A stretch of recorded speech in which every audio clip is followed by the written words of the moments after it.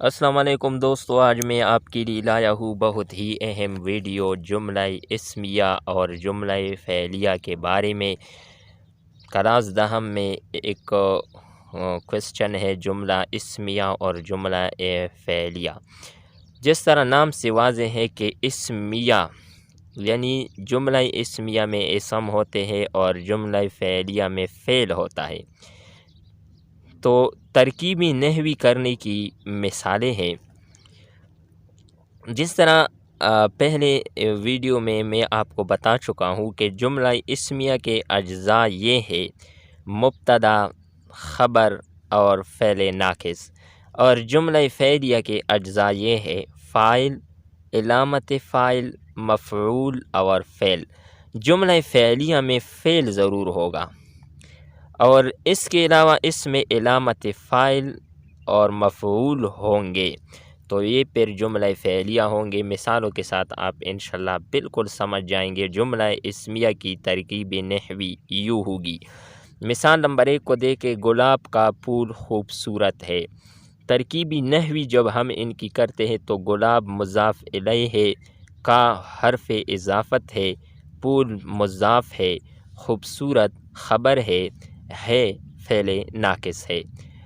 تو اس میں مبتدا، مسند الیہ اور مسند۔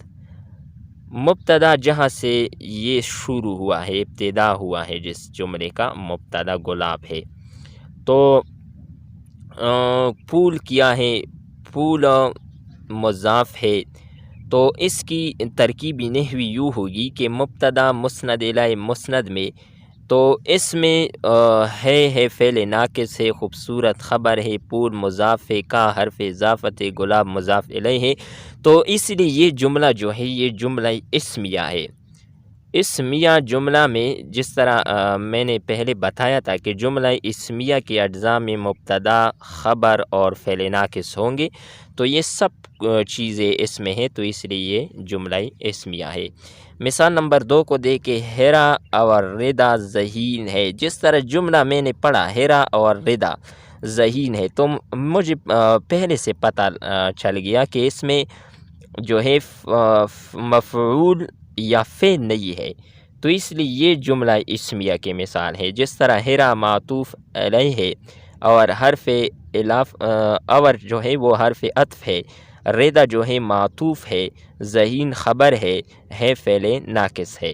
مبتدا مسند الیہ مسند تو اس میں ہے، لیکن یہ جملہ اسمیہ کی مثال ہے، اس لیے کہ اس میں فاعل اور مفعول کا ذکر نہیں ہے، تو اس لیے یہ جملہ اسمیہ ہے۔